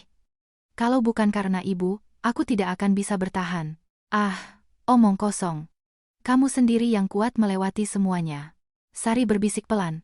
Bapak lihat kan, aku hidup dengan baik. Ibu juga sehat, jangan khawatir. Matahari terbenam di ufuk. Sari merasakan momen paling tenang dan bahagia dalam hidupnya yang sudah berjalan 46 tahun. 2 bulan telah berlalu sejak guest house mulai beroperasi dengan stabil. Tamu terus berdatangan, dan dari mulut ke mulut, reputasinya mulai menyebar. Namun, akhir-akhir ini, Sari khawatir dengan kondisi ibunya. Ibunya sering terlihat lelah, dan nafsu makannya menurun drastis. Saat makan malam, Sari menata meja. Ibunya hanya mengambil sendok lalu meletakkannya kembali. Bu, kenapa tidak makan? Tidak nafsu makan. Hari ini rasanya tidak ingin. Kemarin juga begitu, kemarin lusa juga. Di usiaku ini, wajar, Nuk, jangan khawatir. Sari menatap ibunya lekat-lekat. Ibunya terlihat lebih kurus. Bu, makan sedikit lagi. Kalau makannya sedikit, nanti tidak ada tenaga. Tidak apa-apa. Ibu masih kuat. Kuat bagaimana? Siang hari tidur terus, makan juga tidak. Ibunya menepis. Halah, orang tua memang begitu. Tidak nafsu makan, maunya tidur. Kamu terlalu khawatir. Aku bukan khawatir, aku cemas. Sari meletakkan sendoknya. Bu, ayo kita ke rumah sakit, periksa kesehatan. Rumah sakit apa? Ibu tidak sakit apa-apa? Tapi kan usia ibu sudah lanjut. Perlu periksa rutin. Hah, buang-buang uang saja, pemeriksaan kan mahal. Jangan khawatir soal uang. Kesehatan ibu lebih penting. Tidak mau. Malas. Sari menggenggam erat tangan ibunya. Bu, tolong, demi aku. Biar aku tenang. Tolong ya, Bu. Ibunya menatap mata putrinya. Di mata Sari, berlinang air mata. Baiklah, ibu mau. Kenapa menangis? Tidak. Cuma kelilipan. Halah, bohong kamu, Nuk. Beberapa hari kemudian, Sari membawa ibunya ke sebuah rumah sakit besar di Denpasar. Mereka menjalani berbagai pemeriksaan, dan seminggu kemudian datang untuk mengambil hasilnya. Dokter memanggil Sari ke ruangannya. Keluarga pasien, bisa ikut saya sebentar? Jantung Sari berdebar kencang. Ia mengikuti dokter masuk ke ruangannya. Dokter, bagaimana hasilnya? Dokter, dengan wajah berat, mulai berbicara. Kurang baik. Ibu Anda didiagnosis menderita kanker pankreas, stadium 3. Apa? Kanker? Kanker pankreas? Pandangan Sari menjadi kabur. Iya. Letak tumornya tidak memungkinkan untuk operasi segera. Harus menjalani kemoterapi dulu. Dokter, apa ibu saya bisa sembuh? Terus terang, ini akan menjadi perjuangan yang berat. Tapi jika kemoterapi memberikan hasil yang baik, ada peluang untuk operasi. Kaki Sari lemas. Ia ambruk di kursi. Dokter, apa ibu saya akan meninggal? Ibu saya akan meninggal? Jangan menyerah. Jika kita fokus pada pengobatan, harapan itu ada. Apa saya harus memberitahunya? Pasien harus tahu agar bisa bekerja sama dengan dokter. Tapi bagaimana Anda menyampaikannya, itu terserah Anda. Keluar dari ruangan dokter, Sari berdiri lama di koridor. Kakinya gemetar hebat hingga ia tak bisa berjalan. Di ruang tunggu, ibunya melambaikan tangan. Sari, Nuk, sudah selesai? Apa kata dokter? Tidak ada yang serius, kan? Sari, dengan susah payah tersenyum, mendekati ibunya. Bu, kita duduk sebentar, ya. Kenapa, ada apa? Wajahmu pucat sekali. Bu, ada yang perlu aku sampaikan. Sari memegang tangan ibunya. Ia tidak tahu bagaimana harus memulainya. Bu, hasil pemeriksaannya tidak bagus. Tidak bagus bagaimana? Kanker, Bu. Kanker pankreas. Wajah ibunya mengeras. Kanker? Ibu kena kanker? Iya. Stadium 3, tidak bisa langsung dioperasi. Harus kemoterapi dulu. Air mata mengalir dari mata Sari. Ibunya terdiam lama, lalu dengan tenang berkata, "Ya, ibu tahu suatu saat hari seperti ini akan datang." Bu, ibu bicara apa? Ibu sudah cukup lama hidup. Lebih dari 70 tahun itu sudah bagus. Bu. Sari memeluk ibunya. Ibu bicara apa? Jangan menyerah. Bisa sembuh, kok. Baik, baik, jangan menangis. Ibunya mengelus punggung putrinya. Sari, jangan khawatirkan ibu. Hiduplah dengan baik. Bagaimana bisa tidak khawatir, Bu? Aku akan menyembuhkanmu. Kita ke Jakarta, ke rumah sakit yang bagus. Ke Jakarta? Jauh sekali. Iya, aku akan cari rumah sakit terbaik. Jangan khawatir soal biaya. Aku yang tanggung semua. Lalu guest house-nya? Tamu-tamu? Guest house apa? Ibu lebih penting. Keesokan harinya, Sari menelepon salah satu stafnya. Saya harus segera ke Jakarta. Ibu saya sakit. Bisakah kamu menjaga guest house? Iya, Bu. Jangan khawatir, saya akan urus semuanya. Terima kasih. Saya tidak tahu akan berapa lama. Tidak apa-apa, Bu. Jangan terburu-buru. Kesehatan ibu Anda yang utama. Sari mengemasi barang-barang dan terbang ke Jakarta bersama ibunya. Ia menelepon Doni dan Ani. Don, ini Mama. Ma, ada apa? Nenek kena kanker. Apa, Nenek? Kanker apa? Kanker pankreas. Stadium 3. Beliau harus kemoterapi di Jakarta. Di seberang telepon terdengar napas berat Doni. Ma, aku akan ke rumah sakit. Kapan Nenek masuk? Besok. Baik. Besok aku ambil cuti. Di rumah sakit mana? Sari menyebutkan nama rumah sakit. Tak lama, Ani juga menelepon. Ma, aku dengar dari Mas Doni, Nenek baik-baik saja? Belum tahu. Nanti setelah kemoterapi baru kelihatan. Ma, aku juga akan datang, besok aku ke rumah sakit. Ani, bagaimana dengan pekerjaanmu? Pekerjaan apa? Nenek lebih penting. Air mata menggenang di mata Sari. Terima kasih, Ani. Nenek pasti senang. Keesokan harinya, ibunya dirawat di rumah sakit. Doni dan Ani datang ke kamar perawatan. Nenek, kami datang.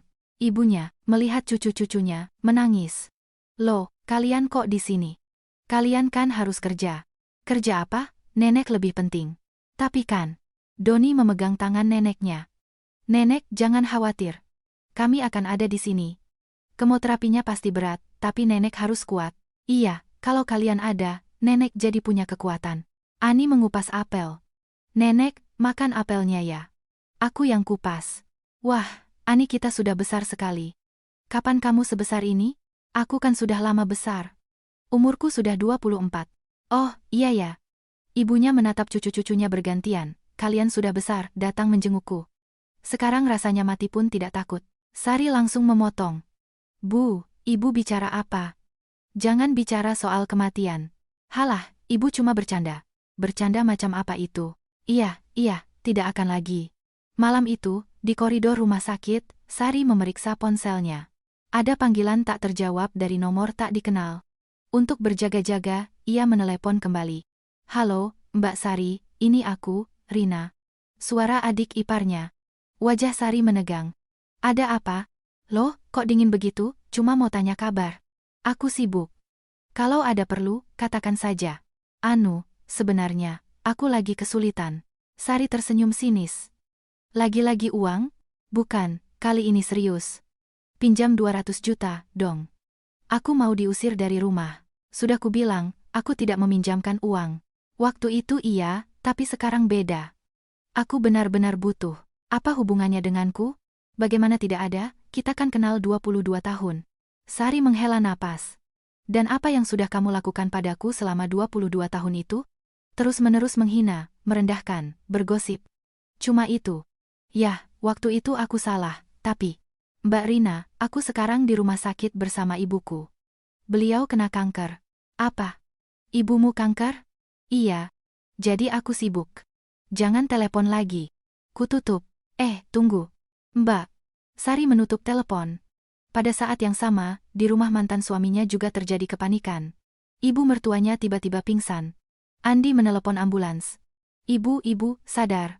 Ambulans datang dan membawa ibu mertuanya. Di rumah sakit, dokter berkata, pendarahan otak, harus masuk ICU. Dokter, apa ibu saya akan selamat? Sulit untuk dikatakan sekarang, kita harus observasi. Andi ambruk di lantai di depan pintu ICU. Ia menelepon Angelina. Angelina, ini aku. Ibu pingsan.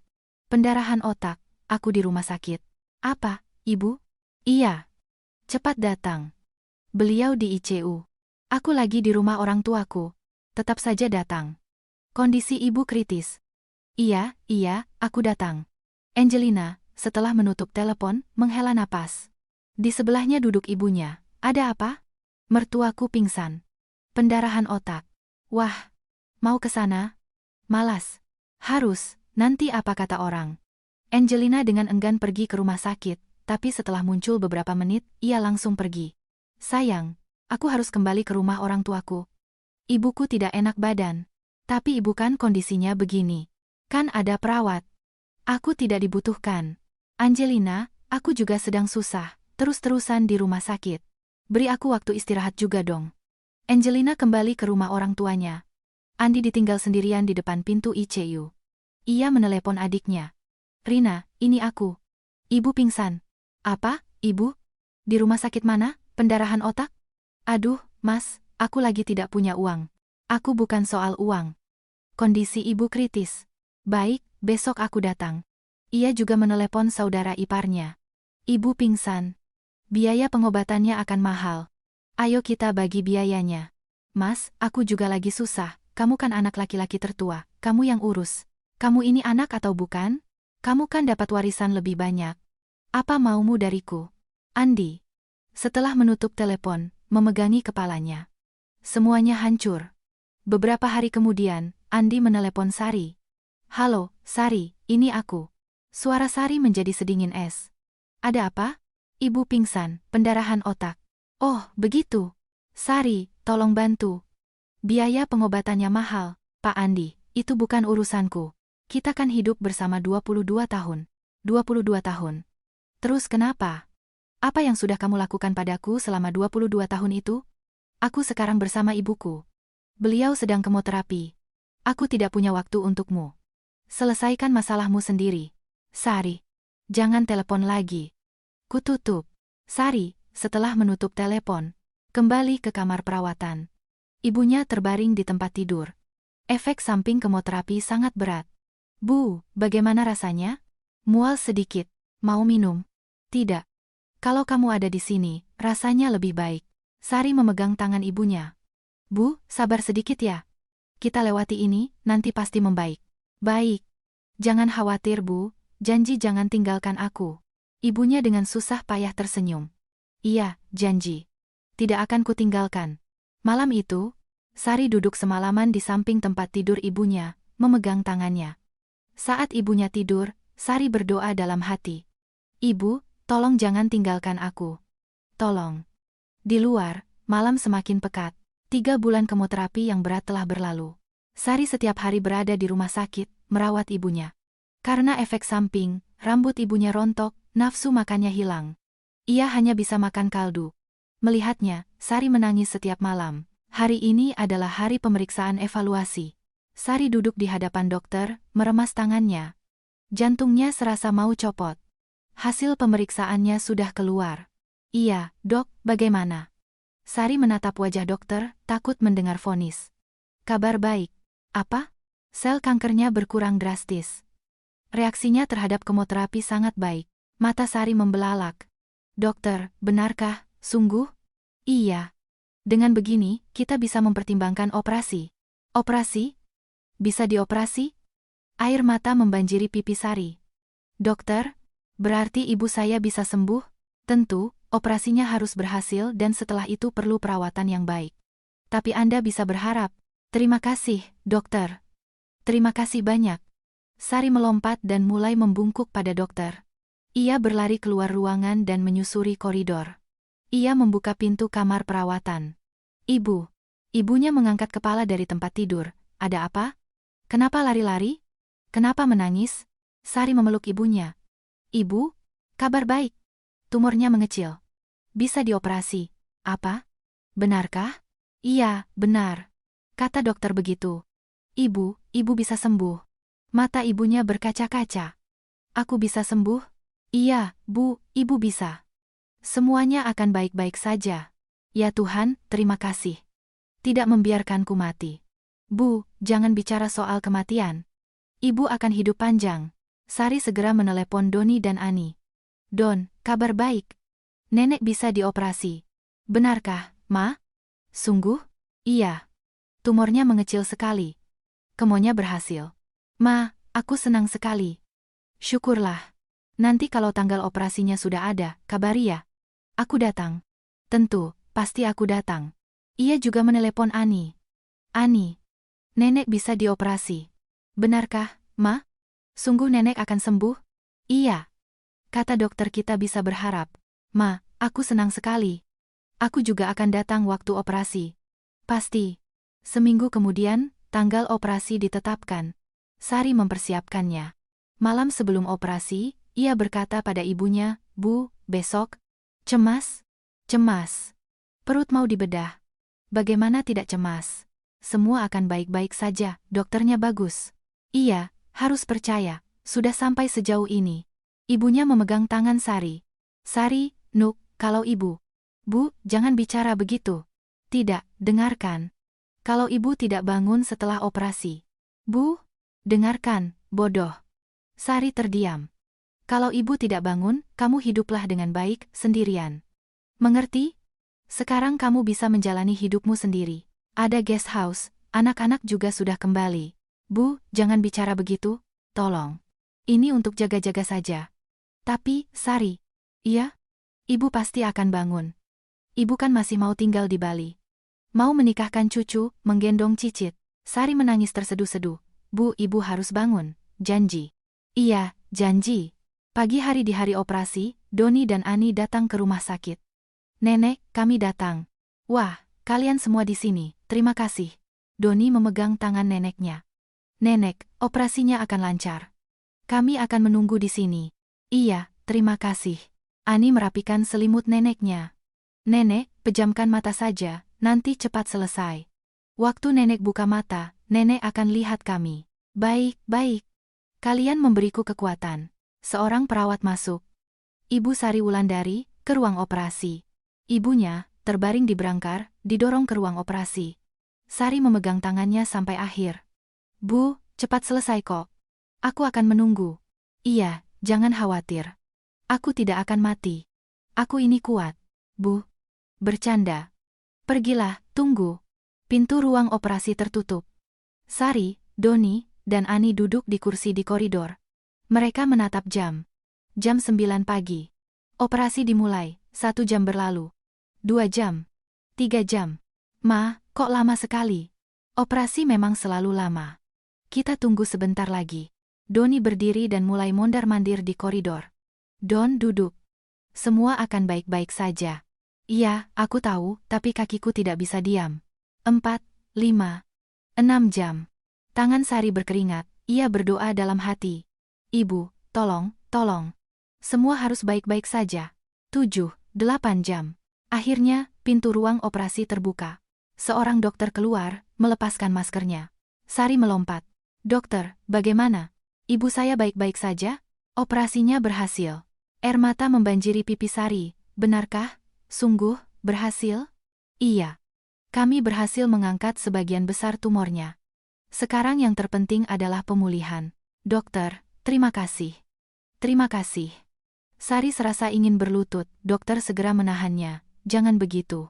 Ibu Anda sangat kuat, beliau melewati operasinya dengan baik. Terima kasih dokter, terima kasih. Doni memeluk ibunya. Ma, syukurlah. Syukurlah. Ani juga berlari ke arah ibunya. Mereka bertiga berdiri di depan ruang operasi dan menangis sambil berpelukan. Nenek selamat? Nenek baik-baik saja? Syukurlah. Syukurlah. 2 jam kemudian, ibunya siuman di ruang perawatan intensif.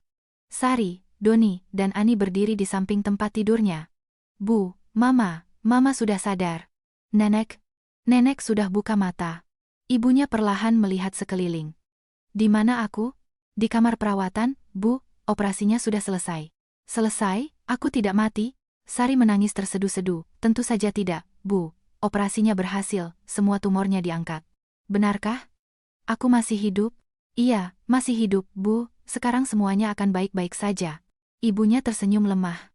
Ternyata aku ini kuat juga. Umur 70 tahun kena kanker dan selamat. Nenek masih bisa bercanda, Doni tersenyum. Syukurlah. Betul. Nenek kita ini pahlawan, Ani tersenyum. Ruangan itu dipenuhi tawa dan air mata kelegaan. Sementara itu, di rumah mantan suaminya, terjadi peristiwa lain. Masuk sebuah pesan ke ponselnya. Sayang, aku sudah bertemu orang lain. Kita sudahi saja sampai di sini. Jangan hubungi aku. Andi, setelah membaca pesan itu, duduk tertegun. Ia menelepon Angelina. Terdengar nada sambung, tapi tidak diangkat. Ia menelepon lagi, tetap tidak ada jawaban. Angelina, apa maksudnya ini? Angkat teleponnya. Ia terus menelepon, tapi tidak dijawab. Akhirnya, ia sadar nomornya telah diblokir. Andi ambruk di sofa. Ibu di panti jompo. Angelina pergi, tidak ada yang tersisa. Bagaimana aku bisa sampai seperti ini? Ia duduk termenung lama dan tiba-tiba teringat Sari. Ia memutuskan untuk menemuinya.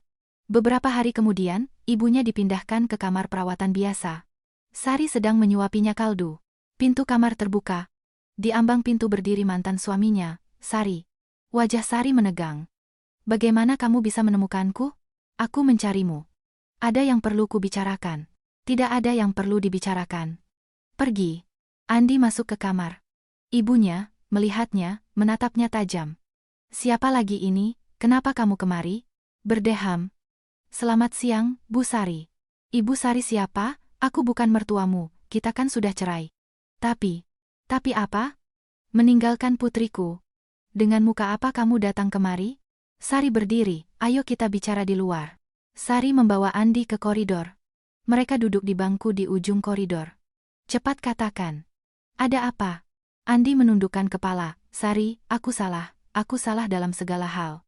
Salah karena menceraikanmu, salah karena percaya pada Angelina, salah karena memperlakukanmu dengan buruk. Beri aku satu kesempatan lagi, tolong. Sari tersenyum sinis. Apa katamu barusan? Apa? Ayo kita mulai dari awal. Aku sudah sadar. Sungguh, Pak Andi? Sadarlah. Angelina meninggalkanmu, lalu kamu datang padaku. Tidak, bukan begitu. Justru begitu. Saat Angelina bersamamu, kamu menuntut uang dariku. Sekarang dia meninggalkanmu, kamu mau kembali. Sari? Pak Andi, Anda adalah masa lalu bagi saya. Wajah Andi memucat. Sari, tolong. Aku sekarang tidak punya apa-apa.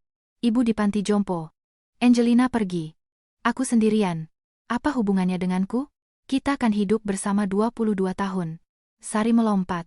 Dan apa yang sudah kamu lakukan padaku selama 22 tahun itu? Aku bangun pagi buta. Memasak, bersih-bersih, mencuci, merawat ibumu, membesarkan anak-anak. Semua aku yang lakukan. Apa aku pernah mendengar kata terima kasih darimu? Pernahkah aku mendengar kamu hebat? Tidak pernah. Sari, maaf. Maaf dan selesai. Yang meminta cerai itu kamu. Yang mempermalukanku di acara ulang tahun ibumu di depan semua orang itu kamu. Air mata mengalir dari mata Sari, tetapi suaranya tetap tegas. Pak Andi, jangan datang lagi. Aku sekarang akan menjalani hidupku sendiri. Tanpa Anda. Sari. Pergi sana. Andi, sambil terhuyung, berdiri. Tanpa menoleh, ia berjalan menyusuri koridor. Sari, menatap kepergiannya, menarik napas dalam-dalam. Selesai. Sekarang benar-benar selesai. Seminggu kemudian, ibunya keluar dari rumah sakit. Sari, Bapak Iwan, Doni, dan Ani mengadakan perayaan kecil. Mereka duduk di sebuah restoran dekat rumah sakit. Nenek, selamat sudah sembuh? Nenek, syukurlah nenek sudah sehat. Ibunya, menatap cucu-cucunya, tersenyum. Terima kasih. Berkat kalian ibu jadi punya kekuatan. Bapak Iwan menyodorkan seikat bunga. Ibu selamat. Syukurlah ibu sudah pulih. Terima kasih, Pak Iwan.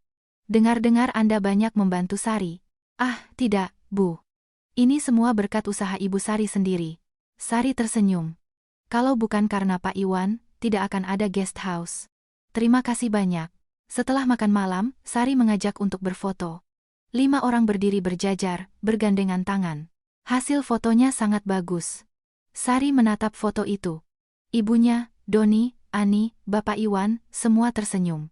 Inilah keluargaku yang sesungguhnya, bisik Sari pelan. Malam harinya, Sari berkata pada ibunya, Bu, nanti kalau sudah pulih total, kita jalan-jalan ya. Jalan-jalan? Ke pemandian air panas. Ibu kan suka pemandian air panas. Mata ibunya berbinar. Ke Jepang? Ibu ke Jepang? Iya. Naik pesawat? Ya Tuhan, aku akan naik pesawat untuk kedua kalinya dalam hidupku. Pertama kali ke Bali, sekarang sekali lagi. Iya, Bu.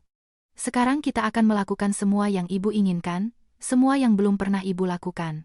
Ibunya memegang tangan Sari. Sari, Nuk, terima kasih. Betapa bahagianya aku punya anak sepertimu. Aku yang berterima kasih padamu, Bu. Kalau ibu tidak sakit, bagaimana aku akan hidup? Ah, sakit apa? Sudah sembuh. Ibunya tersenyum. Sari membalas senyumannya. Malam itu, Sari menelepon stafnya di Bali. Halo, Bu. Iya, ini saya. Ibu sudah keluar dari rumah sakit. Benarkah? Selamat ya, Bu, dengar operasinya berhasil. Iya, syukurlah, semua baik-baik saja. Sekarang tinggal pemulihan. Syukurlah. Jangan khawatirkan guest house, Bu, saya yang urus. Terima kasih. Nanti kalau ibu sudah sedikit kuat, kami akan ke sana. Baik, Bu, kami tunggu. Di Bali cuacanya bagus, ibu Anda pasti suka. Iya, terima kasih. Setelah menutup telepon, Sari menatap keluar jendela. Bintang-bintang berkelip di langit malam. Sari, membayangkan kehidupan barunya, tersenyum.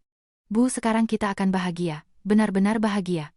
Perjalanan ke pemandian air panas di Jepang menjadi kenangan tak terlupakan.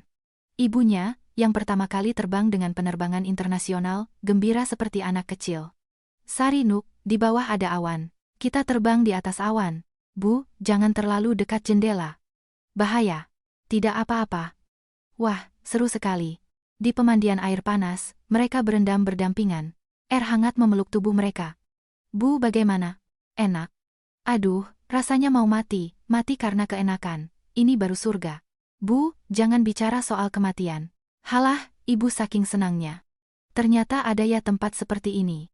Ibunya, sambil memejamkan mata, bersandar. Sari, Nuk, terima kasih banyak. Berkat kamu ibu bisa melihat tempat seperti ini.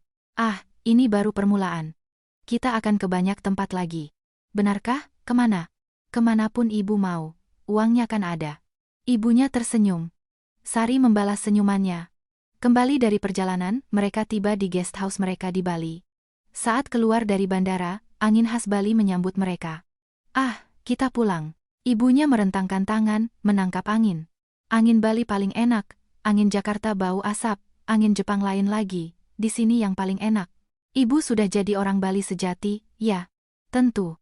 Aku kan sekarang orang Bali. Di guest house, staf mereka menyambut dengan gembira. Ibu, selamat datang kembali. Iya, terima kasih, perjalanannya menyenangkan.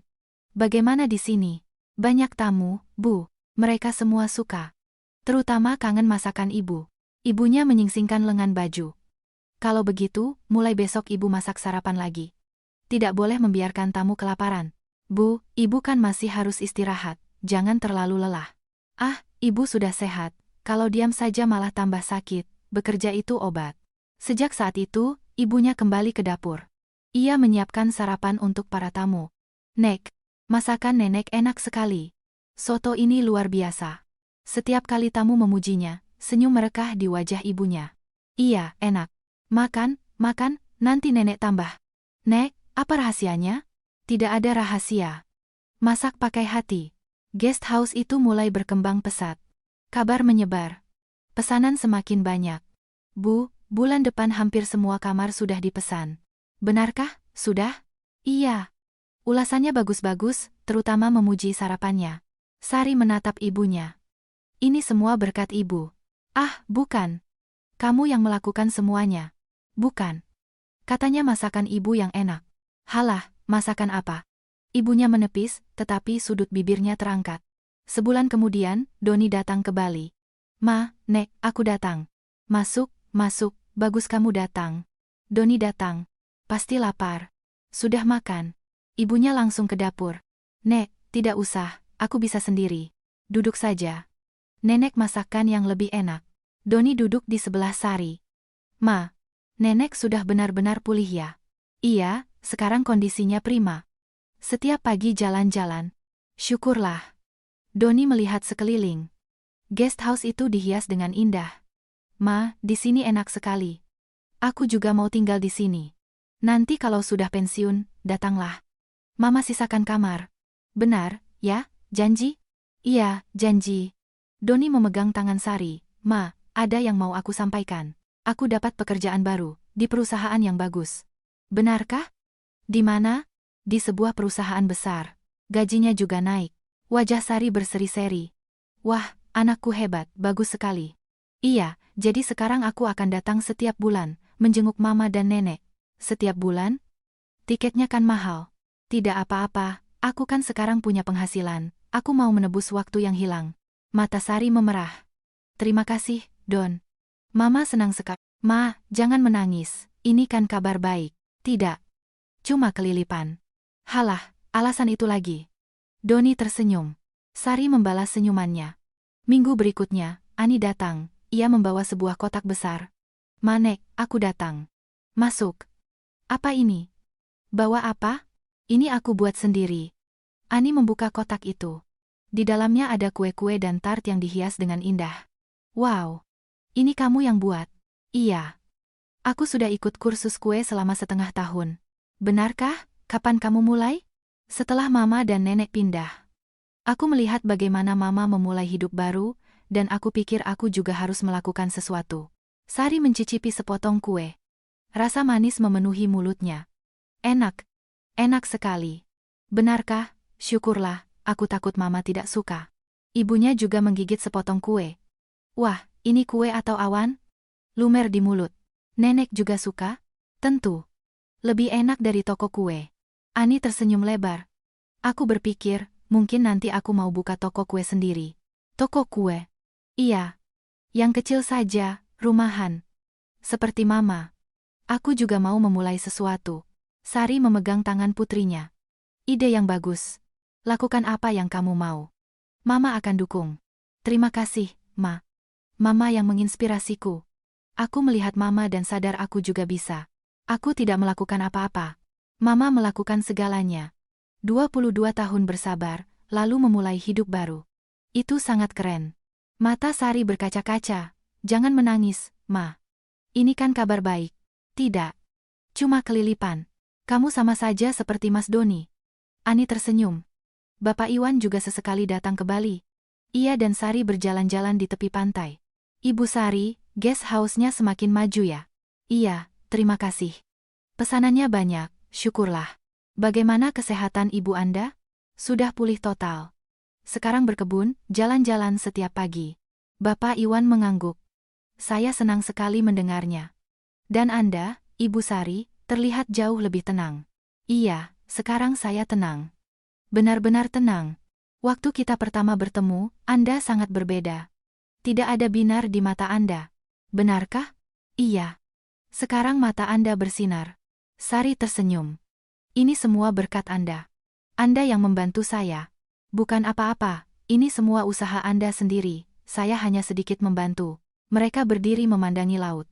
Ombak dengan tenang menyapu pantai. Pak Iwan, terima kasih banyak. Saya yang berterima kasih. Berkat Anda, saya bisa bertemu orang-orang baik. Bapak Iwan tersenyum. Sari membalas senyumannya.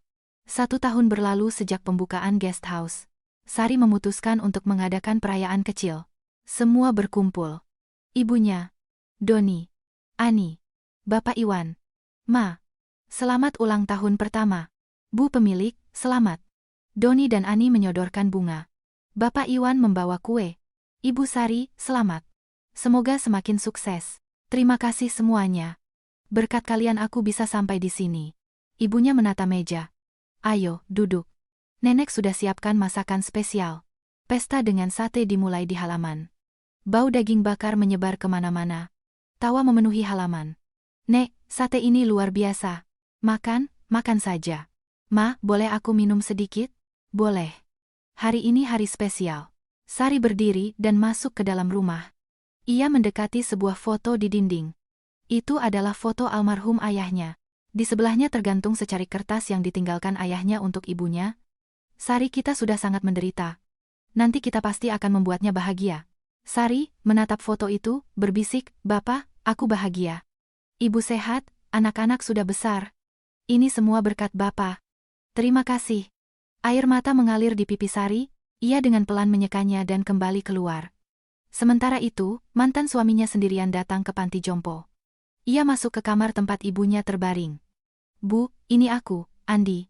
Ibu mertuanya menatap langit-langit dengan pandangan kosong. Ia tidak mengenali putranya. Bu, ini aku, Andi. Anak ibu. Siapa, kamu siapa? Jantung Andi terasa diremas. Ia keluar ke koridor. Angelina menghilang sepenuhnya. Beredar kabar ia sudah menemukan pria baru. Pernikahannya pun batal. Andi kembali ke rumah yang kosong. Ia duduk sendirian di ruang tamu yang sepi. Bagaimana aku bisa sampai seperti ini? Ia memulai masa tuanya yang sepi. Adik iparnya juga tidak hidup lebih baik. Kadang-kadang ia teringat Sari. Ia mengambil ponsel, menekan nomornya, tetapi setiap kali ia berhenti. Kenapa aku begitu? Kenapa aku menyiksanya? Rina menghela napas. Menelepon. Ia menekan nomornya, tetapi tidak berani menekan tombol panggil. Aku mau bilang apa? Maaf? Apa itu cukup? Akhirnya, ia meletakkan ponselnya. Ia hidup dengan kehilangan kesempatannya. Di suatu hari musim semi yang cerah, Sari duduk di teras guest house, memandangi laut dan menerima telepon pesanan kamar. Iya. Jumat depan. Iya. Masih kosong. Untuk 2 malam. Baik, saya catat. Setelah menutup telepon, Sari meregangkan tubuh. Angin laut membelai wajahnya. Sari, Nuk, makan siang. Terdengar suara ibunya dari halaman. Ibunya sedang memetik sayuran dari kebun kecil mereka. Sambil bersenandung, ia mencuci selada. Pemandangan yang damai. Iya, Bu, sebentar lagi. Sari bersandar di pagar, menatap laut. Laut biru berkilauan di bawah matahari. Ombak berdesir pelan. Bapak lihat kan, aku hidup dengan baik. Sari menatap langit yang cerah tanpa awan. 22 tahun perbudakan. Tapi sekarang semuanya telah berlalu. Hari-hari di mana ia bangun jam 4 pagi untuk memasak, menerima tatapan sinis ibu mertuanya, menahan penghinaan dari suaminya, tidak mendapat pengakuan dari anak-anaknya. Semua itu telah berakhir. Sekarang, Sari memiliki kehidupan baru. Di sampingnya ada ibu tercinta, anak-anak yang telah kembali, seorang teman yang bisa diandalkan, dan guest house miliknya sendiri. Mah, lagi apa? Siapkan makan siang. Iya, aku datang. Sari turun ke halaman, di mana ibunya sudah menata meja. Sayur asem, telur dadar, tumis kangkung, lalapan. Makan siang yang sederhana tapi begitu lezat. Bu, baunya enak sekali. Makan yang banyak. Ini selada dari kebun kita, masih segar. Mereka duduk berhadapan dan makan. Angin laut yang sepoi-sepoi membelai mereka. Bu, di sini enak sekali. Iya, enak. Surga dunia. Kita akan tinggal di sini lama. Sangat lama. Iya, ayo. Sampai 100 tahun. Sampai 100? Berarti masih ada 30 tahun lagi. Ibunya tersenyum. Sari membalas senyumannya. Ini adalah momen paling tenang dan paling bahagia dalam hidupnya yang sudah berjalan 46 tahun. Kehidupan baru, yang dimulai pada hari ia dengan menari menandatangani surat cerai di acara ulang tahun ibu mertuanya, kini mengalir bersama laut biru di Bali. Sari, sambil mengambil garpu, berpikir, inilah kebahagiaan yang sesungguhnya. Di atas laut, burung-burung camar terbang. Matahari musim semi terasa hangat.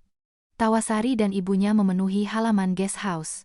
Para sahabat sekalian, bagaimana kisah hari ini? Momen ketika Sari, yang telah bersabar selama 22 tahun, melemparkan celemeknya di acara ulang tahun ibu mertuanya, pasti membuat Anda merasa lega, bukan? Sebenarnya, cerita ini bukan hanya tentang balas dendam. Ini adalah kisah tentang bagaimana seorang wanita, yang selama ini hidup hanya sebagai istri, menantu, dan ibu seseorang, akhirnya menemukan kembali namanya sendiri. Di sekitar kita, banyak yang seperti Sari.